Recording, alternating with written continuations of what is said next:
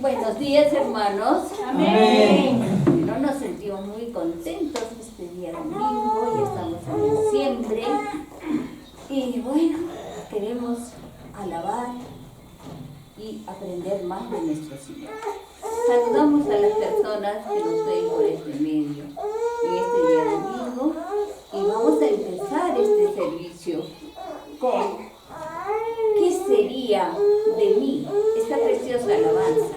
¿Qué sería en realidad de nosotros, amigos, hermanos, personas que nos ven, si no tuviéramos el Cristo en nuestro corazón? Vagaríamos sin rumbo, no tendríamos dirección en nuestra vida. Y esto lo dice esta preciosa alabanza. Entonces vamos a entonar ¿qué sería de mí? ¿Nos acompaña?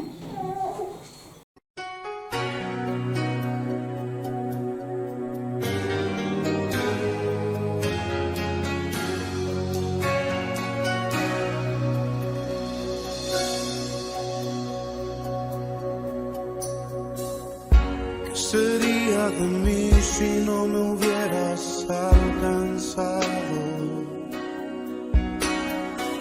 ¿Dónde estaría hoy si no me hubieras perdonado? Tendría un vacío en mi corazón, vagaría sin rumbo, sin dirección. Si no fuera por y por tu amor, si no fuera por tu gracia y por tu amor, sería como un pájaro herido que se muere en el suelo, sería como un ciervo que brama por agua en un desierto. Si no fuera por tu gracia y por tu amor,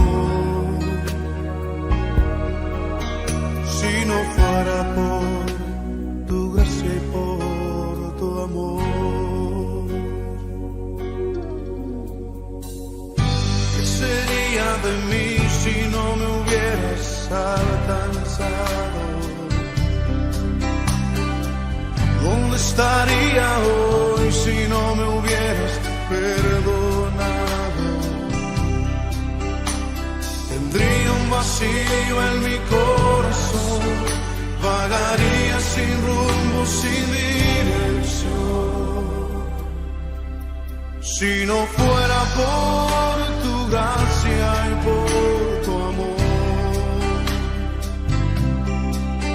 si no fuera por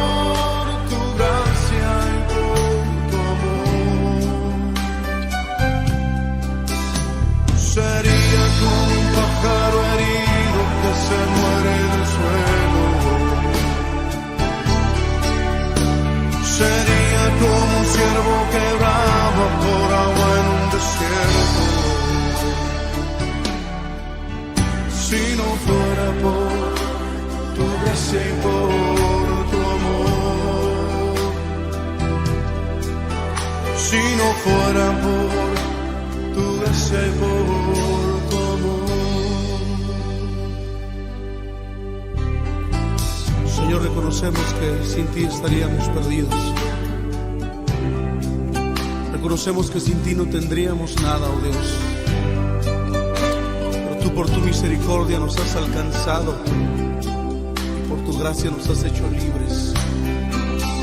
Por eso te bendecimos.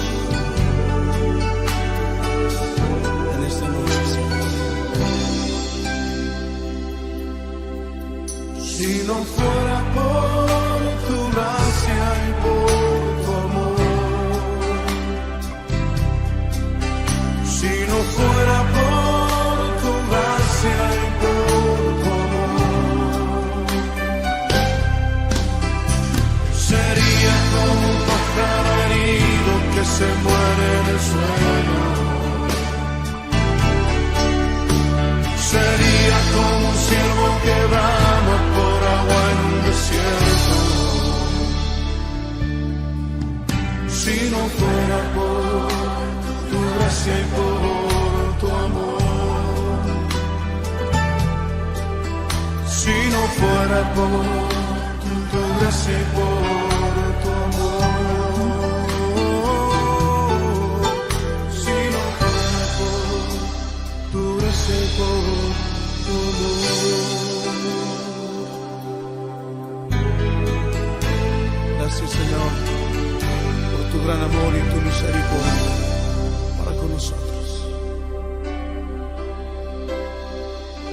Sí, Padre. Sí, Señor.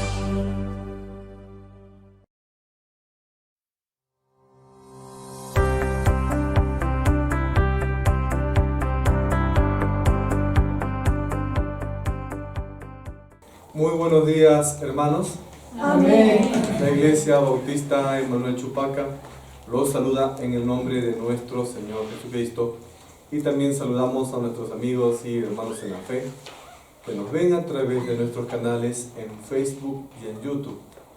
La prédica de esta mañana titula Una salvación tan grande. En la carta a los Hebreos se nos exhorta a nosotros los creyentes a ser diligentes, es decir, a ser cuidadosos para no dejar descuidado esta salvación tan grande por la cual ha sido provista por nuestro propio Dios hacia nosotros. Cuando pensamos en las palabras que el autor del libro de Hebreos utiliza, estas palabras que nos dicen una salvación tan grande, nos hace pensar en lo grande y maravillosa que realmente es la obra expiatoria que nos ha librado a nosotros de la condenación eterna.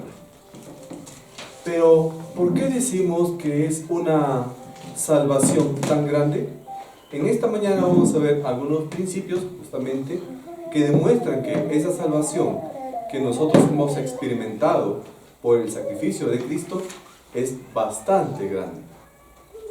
La primera, la salvación ha sido anunciada por un predicador incomparable. Vamos por favor, hermanos, ahora al libro de Hebreos, al capítulo 2, versículo 3, para ver qué nos dicen las Escrituras. Busquemos entonces, hermanos, en nuestras Biblias, Hebreos capítulo 2. La palabra de nuestro Señor nos dice en Hebreos 2, 3, ¿cómo escaparemos nosotros si descuidamos una salvación tan grande, la cual, habiendo sido anunciada primeramente por el Señor, nos fue confirmada por los que oyeron? El mensaje de la salvación se trata del amor de Dios y su oferta de perdón y salvación a aquellas personas que estaban perdidas.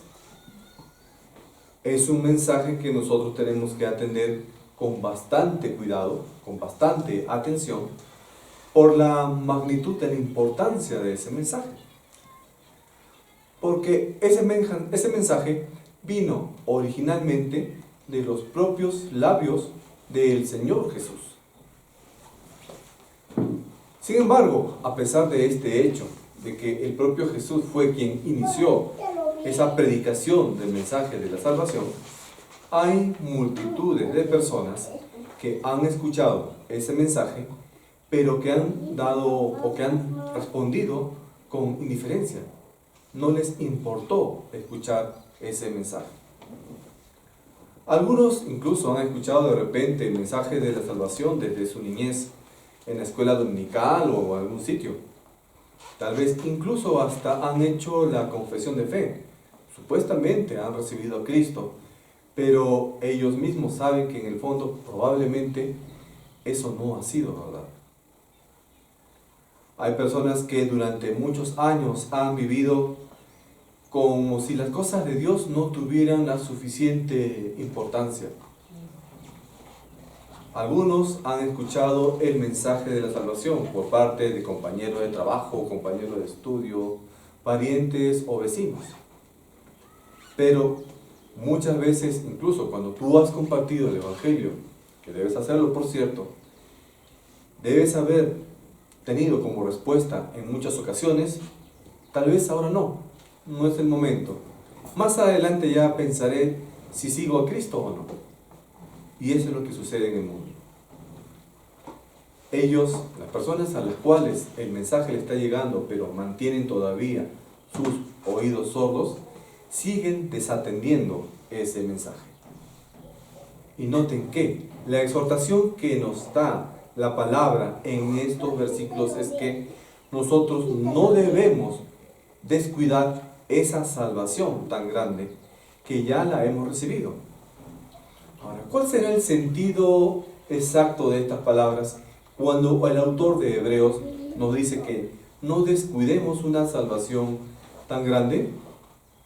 ¿Es acaso una referencia a que la salvación se puede perder? El punto de partida para una correcta interpretación de estos versículos es indicar que no hay un remedio, escuchen, no hay remedio para aquellas personas que desatienden lo que dijo Jesús, sobre todo las enseñanzas que se refieren a la salvación. Pero hay un detalle, este versículo se puede aplicar tanto para los creyentes como para los no creyentes. ¿Y en qué sentido? Por supuesto que de repente la duda que nos pueda saltar respecto a esta frase, a este versículo, y que podría ser intrigante, es decir, nos pueda causar cierta sorpresa, extrañeza o duda, es que, y está expresado en este versículo que nos dice, para reflexionar, ¿cómo descuidaremos una salvación tan grande?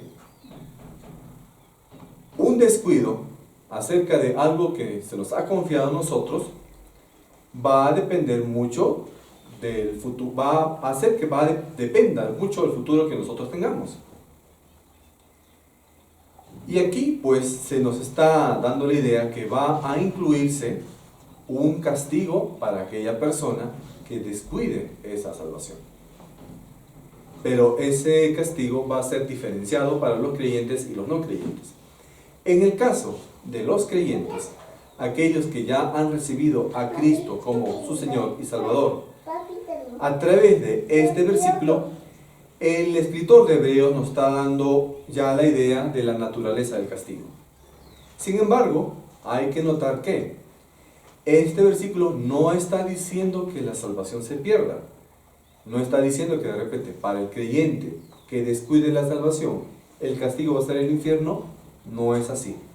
Porque nosotros tenemos que hacer un análisis, una exégesis de las Escrituras, no con un versículo aislado, sino que tenemos que integrar la interpretación de diversos versículos. Y sabemos bien que, por doctrina, todos los versículos en otras partes de la Biblia sostienen de que la salvación no se pierde. Por tanto, el castigo para aquel creyente que descuide la salvación no sería el infierno, pero sí aquel creyente que descuida esa salvación tan grande que no está oyendo adecuadamente la palabra de Dios.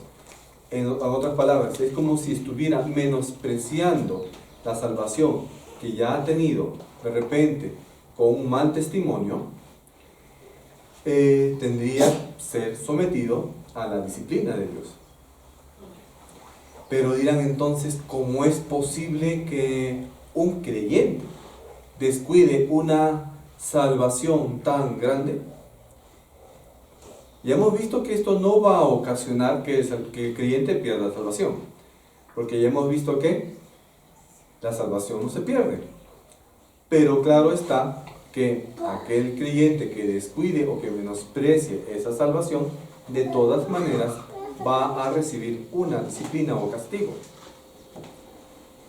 Nuevamente, algunos piensan que este versículo nos dice de que este creyente podría perder la salvación, pero ya hemos visto de que este versículo no es concluyente para eso. Porque a la luz de las enseñanzas bíblicas en otros versículos sabemos bien, lo repito, que la salvación no se pierde.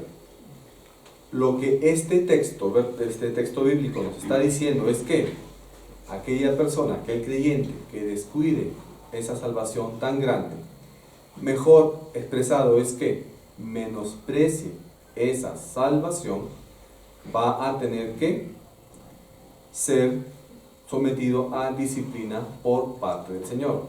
Perder bendiciones, perder protección por parte del Señor, entre otras cosas. Ahora, esta salvación que nosotros hemos recibido en Cristo no solamente incluye algunos aspectos como el perdón de los pecados, la justificación, la reconciliación, la redención o la regeneración, sino que también una persona que ha recibido a Cristo por esa maravilla del amor de Dios debe reflexionar en todo momento de su vida sobre esta salvación que ya ha recibido. La misma palabra nos dice que esa salvación es muy grande, es una salvación maravillosa. Ahora, si una persona no ha recibido a Cristo, no debe rechazar esa salvación. En el caso del no creyente, el descuidar esa salvación tan grande significaría que está rechazando a Cristo. Si está rechazando a Cristo, no tiene fe en Él. Y si no tiene fe en Cristo, no va a alcanzar el perdón de pecados. Y en el caso sí, del no creyente que descuide esa salvación tan grande, su castigo será la perdición eterna en el infierno. Un segundo aspecto por el cual nosotros no podemos descuidar esta salvación tan grande es la siguiente. Esta salvación ha sido atestiguada por muchas pruebas infalibles. Ahora, hermanos, por favor, vayamos al versículo 4 de Hebreos 2. La palabra del Señor nos dice en Hebreos 2:4, testificando Dios juntamente con ellos, con señales y prodigios y diversos milagros y repartimiento del Espíritu Santo según su voluntad. Amén. Hay que notar aquí, hermanos, que por un lado fue Cristo, nuestro propio Señor Jesús, el Hijo de Dios, quien fue el encargado de dar el inicio a conocer el Evangelio de la salvación. Por otro lado, ese mensaje fue también confirmado por muchos testigos presenciales que oyeron directamente ese mensaje de Cristo de sus propios labios. También sus discípulos, al haber recibido la instrucción del Señor Jesús durante su ministerio aquí en la tierra por casi 3 años, luego salieron a otros territorios fuera de Israel y ellos también predicaron el Evangelio. Y por último, vemos que el mismo Padre Celestial, Dios el Padre, con su poder, con los milagros y obras que Él hizo, puso como una especie de sello de veracidad y autenticidad a todo ese mensaje que Cristo proclamaba, justamente a través de señales y maravillas, es decir, los milagros que el mismo Cristo hizo. Por estas razones, semejante presentación del Evangelio no puede ser descuidada, no puede ser menospreciada. Tenemos que recibirlo nosotros con mucha atención. Sería injustificable tener en poco a esa salvación tan grande que se nos ha presentado, o en el caso de un no creyente, sería muy descuidado tener en poco esa salvación que alguien le predica. Todo esto fue conforme a la voluntad de Dios. Era la voluntad de Dios que nosotros tuviéramos una oportunidad para recibir una base firme para nuestra fe y que también nosotros podamos recibir ese regalo de la salvación. Entonces, como creyentes, nosotros tenemos que preocuparnos en importancia por una sola cosa.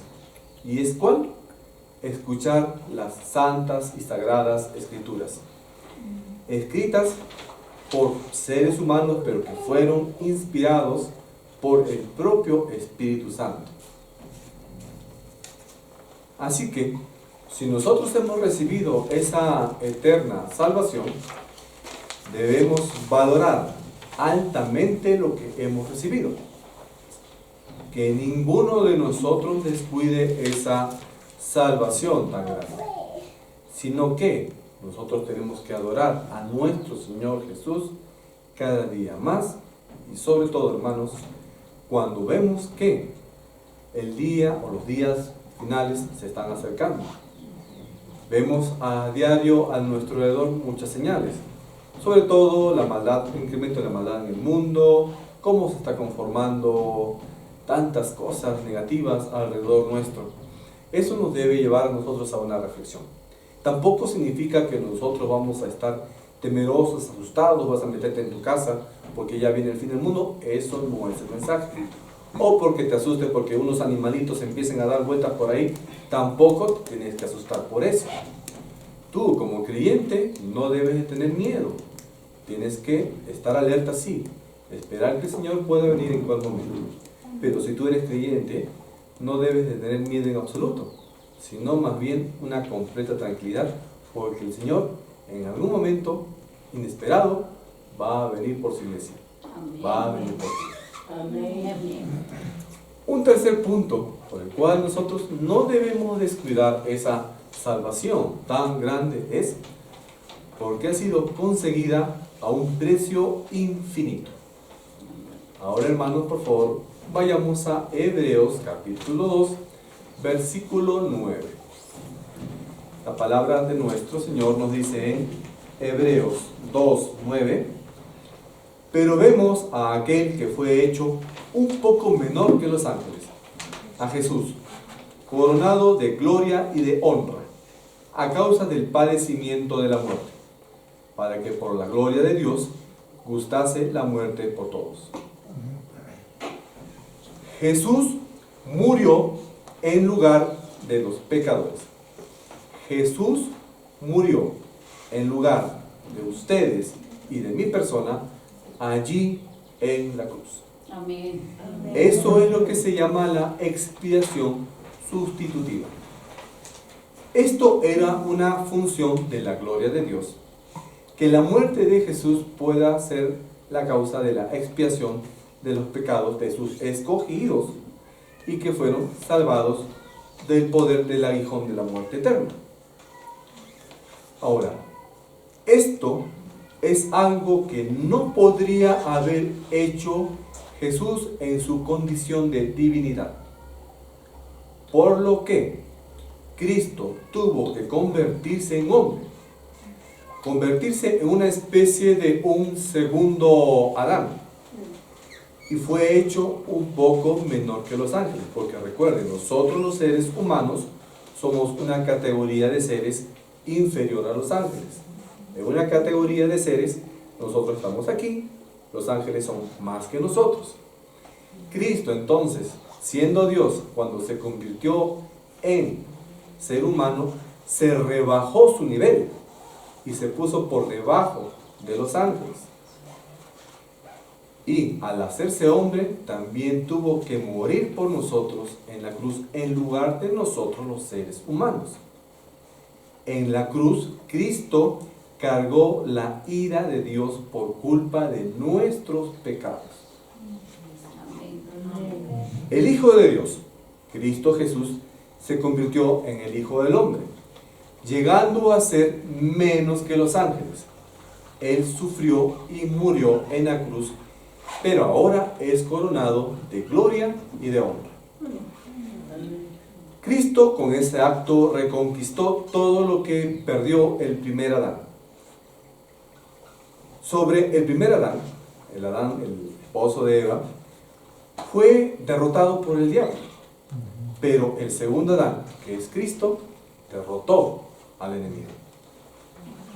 Un detalle aquí que hemos estado viendo en el versículo 9 y lo hemos estado comentando.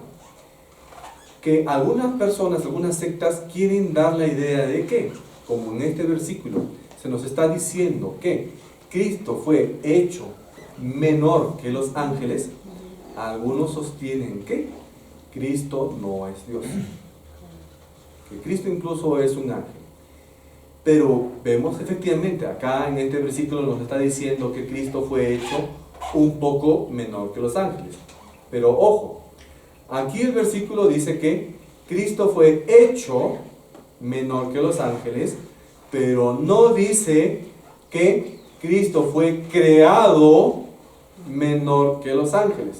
Hay que cuidar incluso con la misma expresión en castellano que está aquí.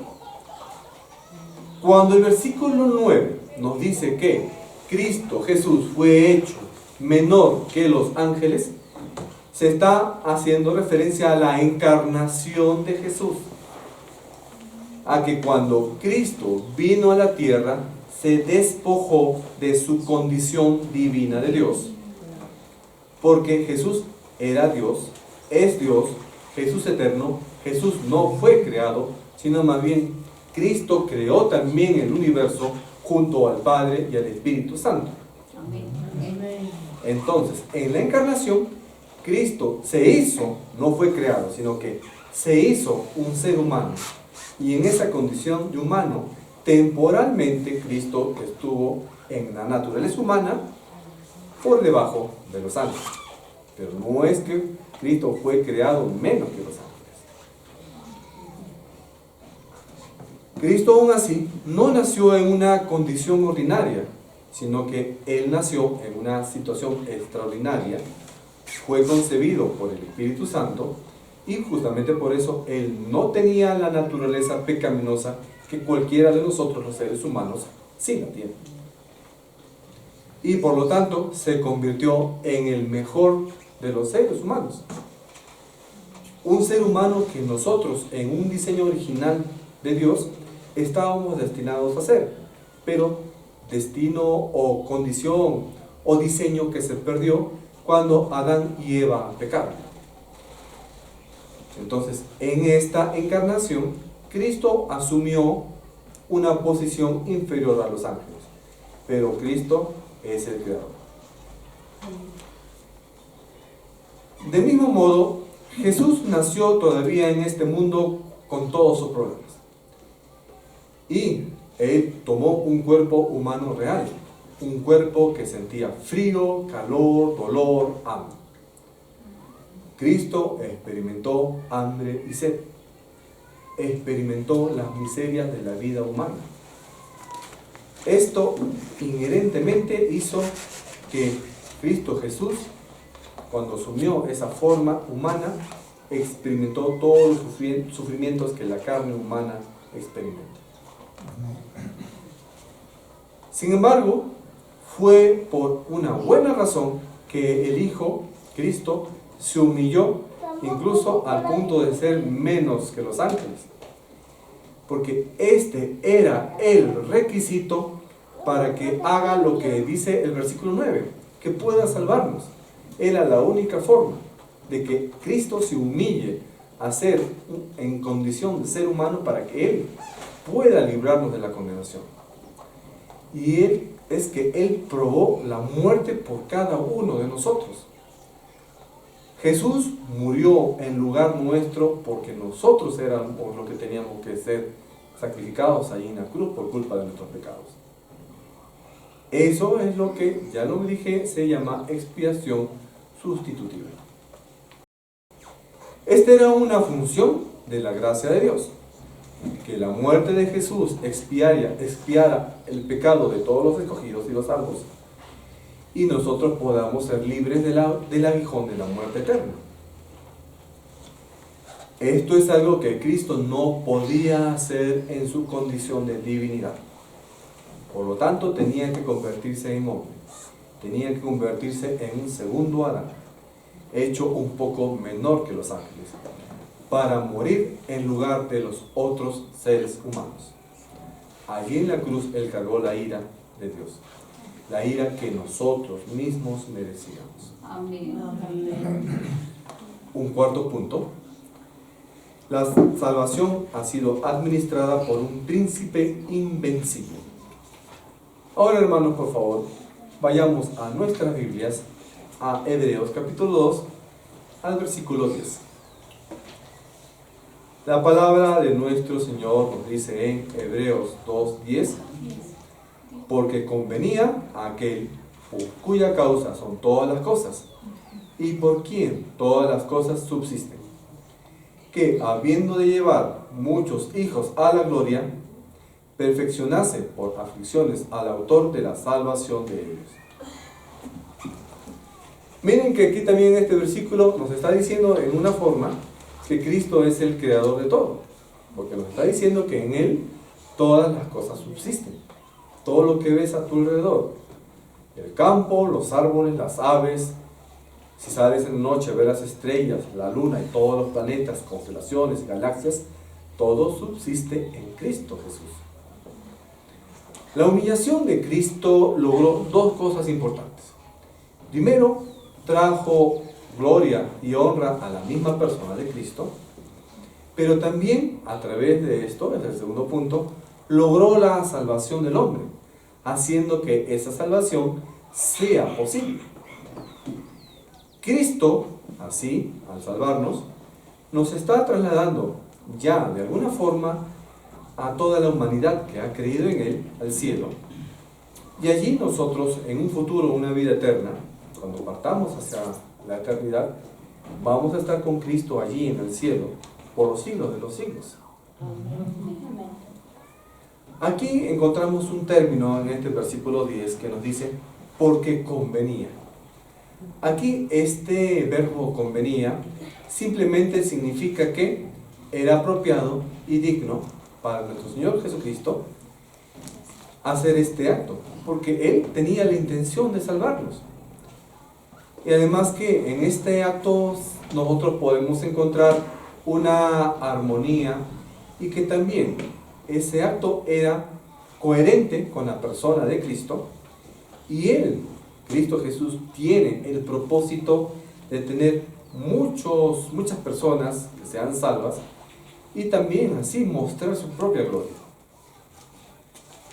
Pero notemos que esta frase continúa y nos dice, convenía a aquel por cuya causa existen todas las cosas y por quienes todas las cosas subsisten. Noten esa expresión. Ya lo dijimos.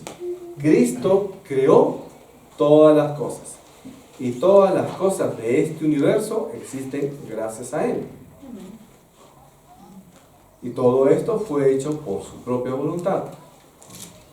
Entonces, aquí también nos está dando una idea del origen del universo, que comenzó en la mente de Cristo. Amén. Destaquemos también esta frase, habiendo de llevar muchos hijos a la gloria, nos dice este versículo. Este es el propósito actual de Dios. Dios está actuando y está avanzando en el cumplimiento de ese programa. Cristo, a través de la difusión del mensaje del Evangelio, que debe ser realizado por cada creyente, está expandiendo su mensaje de salvación a muchas más personas en el mundo. Sabemos bien que todavía hay muchos territorios, muchas naciones, muchas regiones en las cuales se necesita el Evangelio, en las cuales todavía no se conoce el mensaje de Cristo, pero ahí estamos avanzando. Por eso es que no podemos afirmar que todavía el fin sea tan inmediato, porque se necesita que el mensaje sea conocido por muchas más personas, para que más personas puedan tener esa oportunidad de ser salvos. Amén. Por eso es que, si bien estamos viendo muchas señales que nos dirían que el fin está cerca, no podríamos ser categóricos al decir que ya el fin del mundo viene acá un año, que ya como los animales dan vueltas en una semana viene el anticristo. No se puede decir eso. A lo sumo de repente podríamos estar en lo que la Biblia llama principio de dolores. Podría ser, y ni siquiera eso podría ser completamente firmado. Pero nosotros tenemos que estar firmes y predicar el Evangelio. Tú tienes la palabra de Dios, tu vecino no la tiene. ¿O qué? ¿Quieres irte solito al cielo? ¿Quieres irte solito al cielo y dejar a tu primo, a tu cuñado que no conoce a Cristo? Cuando venga el Señor, tú vas a decirle, chao, te veo. No lo vas a ver. Tú te vas a ir al cielo, pero el vecino que no conoce a Cristo va a ir al otro lado. Entonces no lo vas a poder ver. Y a la final es culpa de quién va a ser. Si tú no le has predicado, va a ser tu culpa. Si tú le predicas y esa persona no quiere escuchar, bueno, ya es responsabilidad de él. Pero que no sea tu responsabilidad. Porque cuando Cristo te encuentre allá en el cielo y vas a decir, tú hijito, hijita, le predicaste el evangelio a tu vecino, a tu prima, ¿tú qué vas a decir? ¿Sí o no? Y si tu respuesta es no, qué vergüenza pasarías allá en el cielo. Reflexiona en eso. Noten que este versículo 10 continúa diciendo, perfeccionará en medio de las aflicciones al autor de la salvación de ellos. O sea, al Creador, al mismo Jesús, va a Él siendo cada vez más y más, mostrando su perfección en la obra que nosotros mismos tenemos que participar. Pero también nos está diciendo la obra que Él mismo comenzó, que Cristo comenzó, va a terminar, va a completarse en esta tierra. Él originó nuestra salvación y Él también la va a consumar. Nosotros aquí en la tierra todavía somos seres imperfectos, pero cuando nos toque ir a la gloria, allí vamos a ser ya completamente perfeccionados, no solamente en cuerpo, sino también obviamente en espíritu, que aquí todavía pues caminamos en cierta forma en el pecado. Ahora, sabemos que Cristo murió por cada ser humano. Él vino para redimir a la humanidad y para procurar la salvación del hombre. Cristo se reveló aquí en la tierra y hoy representa también al hombre que en algún momento va a llegar al cielo, para aquellos escogidos quienes son salvos.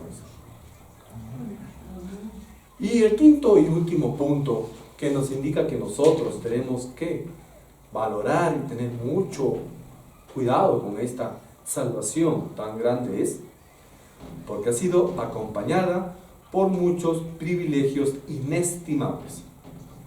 Ahora, hermanos, por favor, vayamos ahí mismo también en el libro de Hebreos, en el capítulo 2, pero revisemos en esta ocasión los versículos del 11 al 15. La palabra del Señor nos dice en Hebreos 2, 11 al 15, porque el que santifica y los que son santificados, de uno son todos. Por lo cual no se avergüenza de llamarlos hermanos, diciendo, anunciaré a mis hermanos tu nombre. En medio de la congregación te alabaré. Y otra vez, yo confiaré en él. Y de nuevo, he aquí, yo y los hijos que Dios me dio. Así que, por cuanto los hijos participaron de carne y sangre, él también participó de lo mismo, para destruir por medio de la muerte al que tenía el imperio de la muerte, esto es, al diablo, y librar a todos los que, por el temor de la muerte, estaban durante toda la vida sujetos a servidumbre. Ven, aquí nos está mostrando Cristo muchos de los privilegios que el creyente, el que ya ha recibido a Cristo, tiene ya como merecido. Los que hemos sido apartados para la salvación por nuestro Señor Jesucristo, ya hemos sido limpiados y hemos sido santificados en Jesucristo, y ahora nosotros tenemos un nuevo Padre. Antes que conozcas a Cristo, de repente tú ya sabías esto, que las personas que no conocen a Cristo, que no han recibido a Cristo, son hijos del diablo. Es mentira, como dicen por allí, que todos somos hijos de Dios. Eso es mentira. Solamente son hijos de Dios los que han recibido a Cristo. Entonces, cuando recibimos a Cristo, nos hacemos como especie de hermanos adoptivos de Cristo, porque somos hijos adoptivos de Dios el Padre. Ahora, cuando ya somos de Dios, cuando hemos recibido a Cristo, somos salvos, no debemos de ¿qué? Tener miedo a la muerte. Porque nosotros sabemos ya que si salimos de esta tierra, nuestro destino va a ser el paraíso, el cielo. Y la muerte y la resurrección de Cristo nos debería nosotros librar de la muerte o del temor a la muerte, porque ya para el creyente esa muerte ha sido derrotada. Toda persona va a morir, todos, pero aquel creyente no puede ver a la muerte como un destino final, sino que va a ser la puerta de entrada para una nueva vida eterna en la presencia de nuestro Señor. Pero, eso sí, los que no creen en Cristo van a tener miedo a la muerte, pero aún así, esa persona tiene la oportunidad de conocer la esperanza que le presenta Cristo. ¿Cómo puede entonces esa persona que no es creyente tener esa puerta de entrada al cielo? Únicamente creyendo en el Señor Jesús. Solo entonces Cristo puede librar a esa persona de ese constante temor que significaría la muerte. Ahora, el ser santificado, como nos dice este versículo, no significa lo que la gente piensa en común acerca de una persona santa. Cuando uno escucha la palabra santo, piensa que el término significa que es una persona muy buena, muy amable, que no comete ningún pecado, etc. Bueno, sí, la santificación tiene que ver mucho también con que limpie o que mejore tus patrones de conducta o tu forma de pensar, ¿no es cierto? Pero en un sentido estricto, santo significa separado. Es decir, que Cristo te ha puesto en un lugar especial, un sitio, una zona VIP, un sitio reservado, que está escogido solamente para los que han creído en Cristo. Y que este grupo de separados o de santos van a ser los merecedores de la vida eterna. Eso es lo que en realidad significa la palabra santo. Y esta santificación va a ser obra del Espíritu Santo que mora en el corazón de todos los redimidos. Es así entonces que esta santificación se usa más como una expresión de la relación entre el creyente y la persona de Cristo. Ahora, Cristo fue entonces quien ocupó el lugar de los injustos allí en la cruz, para poder llevarnos a nosotros ante Dios. Y es así como Cristo, a través de su sacrificio, ha introducido a los creyentes, a los que creen en Él, en una nueva familia.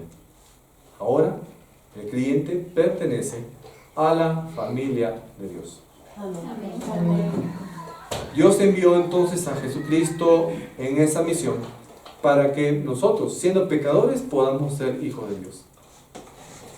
Y en Hebreos 2:14 nos dice esto: así que, por cuanto los hijos participaron de carne y sangre, Él también participó de lo mismo, para destruir por medio de la muerte al que tenía el imperio de la muerte, esto es, al diablo. Aquí se refiere a Cristo, el Hijo de Dios, que vence toda esa obra de Satanás sobre nuestras vidas. Dios envió a Cristo y Él se vistió en forma de carne humana para poder librarnos de los pecados del mundo. Incluso Cristo, siendo creador, Él tuvo que humillarse para poder ser nuestro Salvador. Él se convirtió entonces en hombre para librarnos del pecado del mundo. Fue así entonces que Dios el Padre encarnó a Dios el Hijo, a Cristo, y lo trajo a este mundo para que Él pueda salvar a todos los seres humanos que eran esclavos de la carne, esclavos del mundo y esclavos de Satanás. Dios el Padre puso a su Hijo, creador del universo, entre todos los seres humanos para redimir a los salvos de todos los pecados. Amén. Esta fue la razón por la que Dios el Padre permitió que Jesucristo participase en la carne y sangre humana. Quiso librar a todos los escogidos, a su pueblo, de sus pecados. Y esto lo hizo por gracia y por amor. Cuando entonces logramos entender la verdadera magnitud de todo lo que implica esa salvación tan grande, vamos a poder comprender en serio lo que realmente significa el Evangelio. Y obviamente, si tú valoras ese Evangelio, no lo vas a reservar para ti solito, sino que vas a tener ese impulso de poder compartir ese mensaje a quienes te rodean. Amén. Amén. Antes de que Dios nos crease, creó a los ángeles. Satanás en un principio también era un ángel. Dios no creó a Satanás como un diablo. Satanás era un ángel, pero Satanás fue maldito por Dios por su desobediencia, por su orgullo. Pero aún así, Dios tenía un plan. Adán y Eva también desobedecieron. Dios pudo haberlos matado, pero no los hizo. Permitió que ellos vivieran y tuvo un nuevo plan para poder salvar a toda la humanidad, incluyéndonos a nosotros. Amén. Dios creó a la humanidad con un objeto: mostrar su amor. Tenía un objeto claro cuando Él creó a los seres humanos. Quería adoptar a los que creían en Él como sus hijos y mostrar su gracia. El plan de Dios era ponernos en una plataforma como si fuéramos sus hijos para mostrarnos su amor. Cuando Dios creó a Adán y Eva, Él ya sabía la decepción que les iba a causar. Dios ya sabía que Adán y Eva le iban a hacer caso al diablo y que iban a desobedecerle a él. Pero aún así, Él permitió que esto pasase porque Él tenía planes futuros para salvar a los seres humanos que depositen su fe en Él. Cuando el pecado entró por Adán, Dios, el Padre, decidió, después de miles de años, enviar a su Hijo para que nosotros pudiéramos ser salvos. Entonces, hermano, hermana, reconsidera cómo estás tú valorando esa salvación tan grande. Amén. Respétala, no la descuides. Amén. Oremos.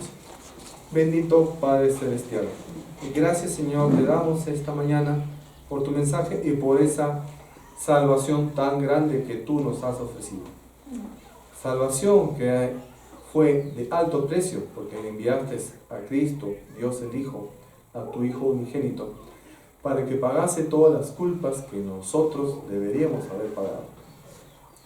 Gracias, Padre, por ese infinito amor y porque en tu voluntad, en tus planes, tú diste una salida para la perdición de este mundo. Aún así, Señor, en este mundo todavía no se encuentra la cura definitiva. Todavía persiste la maldad, el pecado en esta tierra.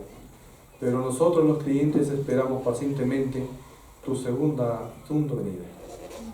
Que, Señor, tus planes y voluntad se cumplan de acuerdo a tu criterio en esta tierra. Esperemos pacientemente, estando alerta pero sin tener miedo a lo que pasa. Guíanos, Señor, en este mundo que está corrompido, lleno de maldad. Protégenos, danos sabiduría para seguir hacia adelante, siempre en tu camino. Padre Celestial, escucha nuestras peticiones, susténtanos en nuestras necesidades. Danos la sabiduría para resolver los conflictos que podamos tener. Ábrenos puertas que nos sean necesarias y también cierra las puertas que tú consideres que no nos convienen. Gracias, Padre, por todo. Te damos honra, gloria y honor en el nombre de nuestro Señor Jesucristo. Amén. Amén.